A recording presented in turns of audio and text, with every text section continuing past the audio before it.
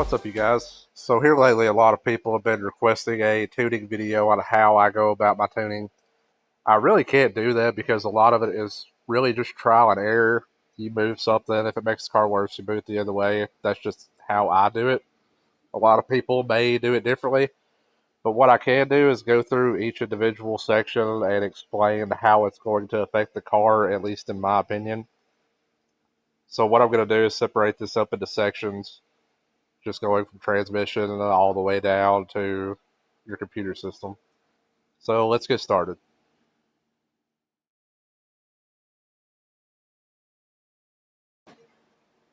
Alright, so before we dive into the actual tuning, let's start with something simple.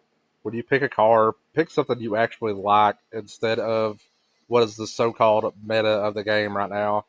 From what I can tell, most of these cars will run the same times. It's just some are more difficult to tune when starting out for some people, such as the Nova, Supra. Those are the ones that I have trouble with.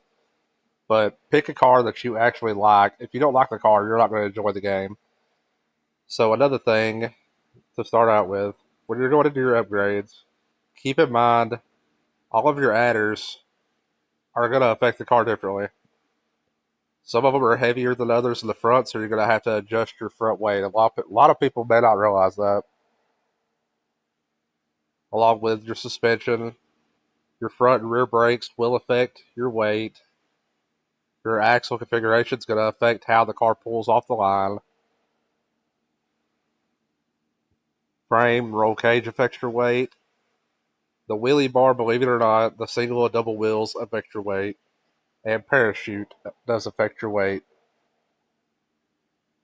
Tires, a lot of people may not realize this, but your rim size will also affect the height of your car along with the weight.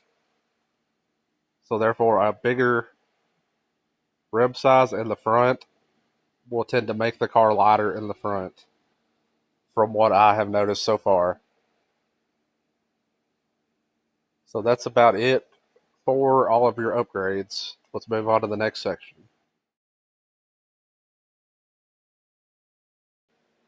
All right, now let's dive into the actual tuning of the vehicle, which is probably going to be the hardest to explain for me. Start with transmission. A lot of people have asked about the graph scale, about why it doesn't stay where I put it. That's strictly because this is just a scale to see what speeds each of your gears are at. I use this a lot just to strictly put my gears where I want them. Normally 83, 113, 142, 173, 206, 207, 243 is normally where I start at, and then I'll adjust from there. There may be a better way of tuning the transmission, but this is just how I do it. So what you always want to start with is your final gear ratio. The lower the number means the higher top end speed you're going to get. The higher the number means the higher acceleration you're going to get, if I'm not mistaken. This is how I normally do it. With some cars, you will want to run upwards of 3.7 all the way up to 421, 426, something like that. But most cars that I've tuned, they've been anywhere in the range of 240 to 293, something like that. If it's not doing good for you in the lower numbers, then more than likely that car is going to need a higher acceleration. So you want to go upwards of 3.5 and up.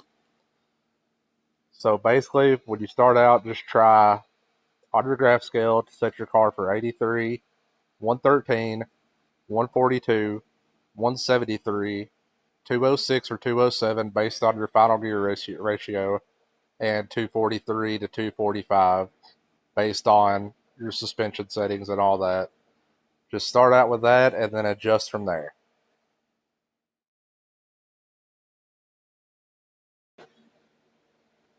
So now we are into the suspension settings. This is what took me the longest to learn, strictly because in the older updates, 1.1 to 1.2.1, we never really had to adjust our stiffness. We just bottomed it out, and all of our cars would run 5.6. But since they have adjusted the minimum stiffness ratings to 30 and 20, now we kind of have to play around with it a little bit more. So it took me a little longer to learn. To start out with clearance, this is going to be the height of the body of your vehicle off the frame. I really don't use this a whole lot unless it's in a 28 by 10.5 slick tire. You probably have to mess with this a little bit, or at least I do. But if you're running normal, fully upgraded 3121s, 3521s, most of the time you won't have to play with this too much, except on certain vehicles. With stiffness, this is basically, from what I understand, the stiffness of the shocks. So some vehicles, most of the time, what I've noticed is you want to go anywhere from 2000 to 33, anywhere in that range on your rear. On your front, how I tune this is I go to show body, and I'll always try to have the front end slightly lower than the back end just for that pull off the line. So this is just something that's a lot of trial and error. You'll just have to play with it on certain vehicles to figure out the sweet spot for it. But what you can start out with is going from 63 and then work your way down to something like 39, 38, something like that. After you get your rear stiffness lined out, bump. Most of the time with this, it goes in line with your stiffness and your weight, which I'll get into in the next section. But your stiffness, or your bump rather, will kind of help you get in between your stiffness numbers. It's kind of hard to explain, but most of the time you're going to want it at 1000 on both. Your car, if you think you can pull a little bit more of your car, adjust this last after you get your lowest numbers that you're getting at the moment. Try going up to 17 and 2. I use that on a lot of tunes. 15 just in the front, 12 in the front, stuff like that. But what I normally do is I adjust this last. I just leave it on 1 and 1 until I start getting down in the 573 range, and then I'll adjust this to try to pull it down to 570. Rebound, as of right now, I would recommend always having this at 7,000. If you turn this all the way down, your car, like your back, is going to bounce while you're burning out and also while you're running down the line. Same with the front. It basically makes your shocks bounce, from what I understand with this. I just always leave this at 7 to 7. There are very rare cases that you'll bring the front rebound down to like 67, but it's not very often that I even mess with the rebound at all. I just normally put it at 7 to 7 at the start of every tune. Extension. So a lot of people just bottom this out at 0 and 0. I don't. Adjusting your rear extension will affect how your car pulls off the line, and your front extension will also affect your front weight. The more in your extension is, the more weight off of your front wheels is going to be in the center of the car. The higher it is, the weight's going to be more distributed from your wheels and tires in the front. So basically, just play around with that. I normally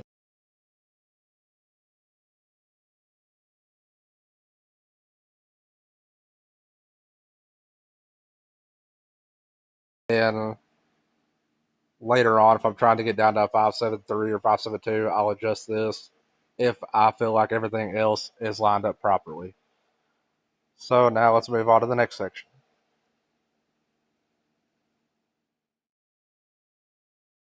Now let's move on to the wheelie bar. So how I adjust this is I basically just get in line with the ground, and I look at how far the wheelie bar is off the ground.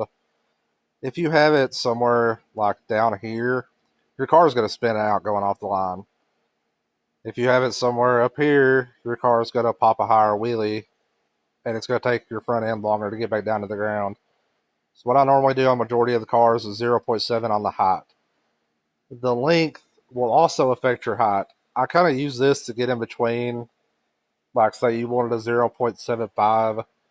or a 0.65 or something like that. I'll use this to try to get to that because when you move the wheelie bar in, it kind of adjusts how far the car is going to pop up because it takes the wheelie bar longer to get to the ground based on your length.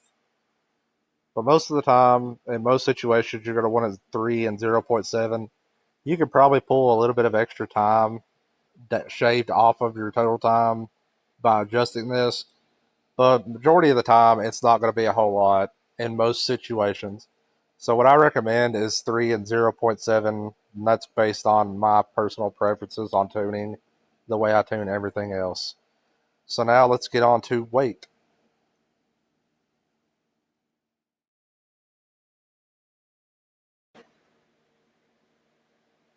So weight is kind of a tricky one to explain, but very simple at the same time.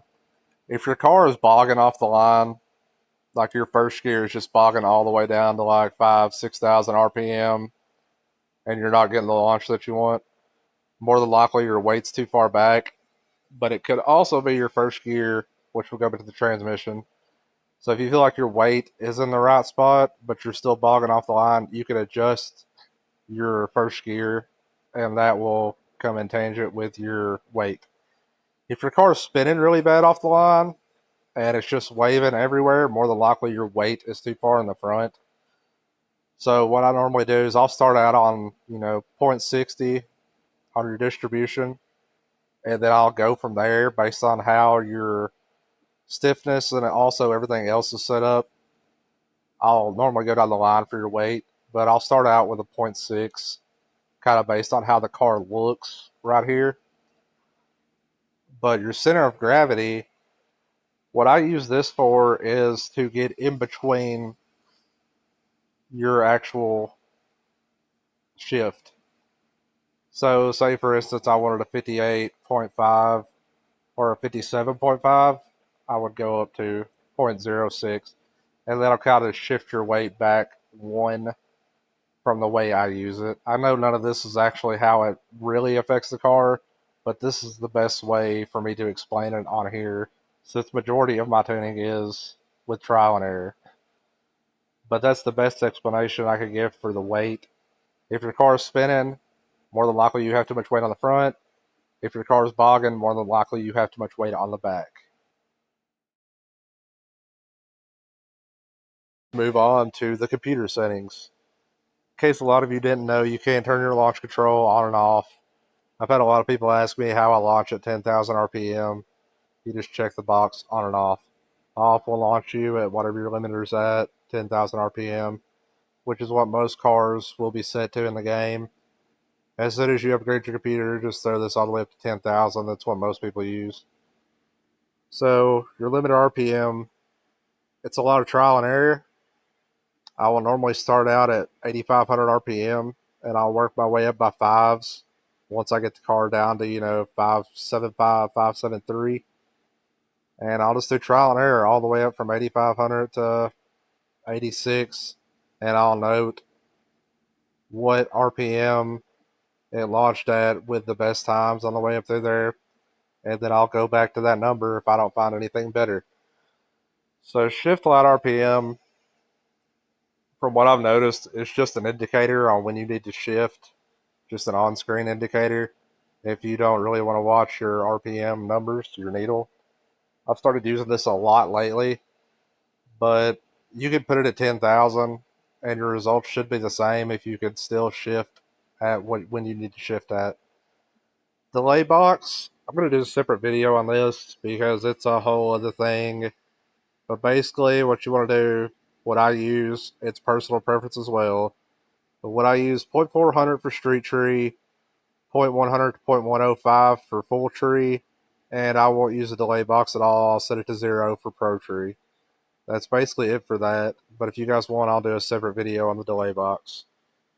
Fuel rate and timing, just buy the strip car. If you buy the strip version of the car, it will come pre-tuned with perfect tunes. So a lot of people ask me to show this in my tuning videos. You cannot copy these exact numbers on your vehicle. Each individual car will come with a different perfect tune. I could go buy a another one of these 73 Camaros, and its perfect tune would be completely different than this one. So you have to install your own perfect tune. That's why I put the notation in all my videos. Boost. I've tried playing around with this a lot to get better results. Honestly, right now, I have not found any better way than just to max everything out at 30 if you're running Pro Charger, Blower, or Turbo. That's honestly about it. I'm not sure if this is how the developers wanted it to be, but basically just max everything out at 30. You should never even have to touch this at this moment. If we figure out anything else with this, I will do an update video. But that's basically it for the computer.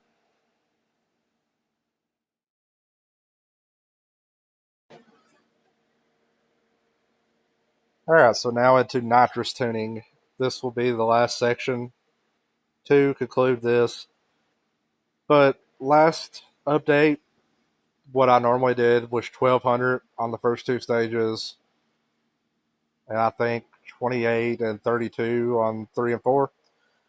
But with this update, what I've noticed is most of your nitrous stages are better off at 1000 RPM and all first gear. So that's basically the fastest and most consistent setting. You can also throw your first stage up to 4000.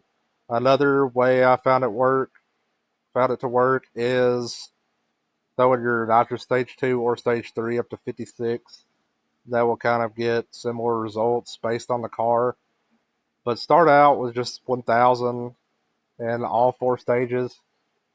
And if that's not working for you, just try changing your stage 2 or stage 3 to anywhere from 4000 to 5600. This is just something that's trial and error again. I don't use nitrous a whole lot this update because I kind of burned it out last update. But that's basically it for nitrous. There's not a whole lot to it right now. Basically, everybody throws all their nitrous stages in first gear at 1000 RPM. Most people. Some people will actually go in depth with this. I'm not as knowledgeable in nitrous as some people, but that's basically the easiest way for that.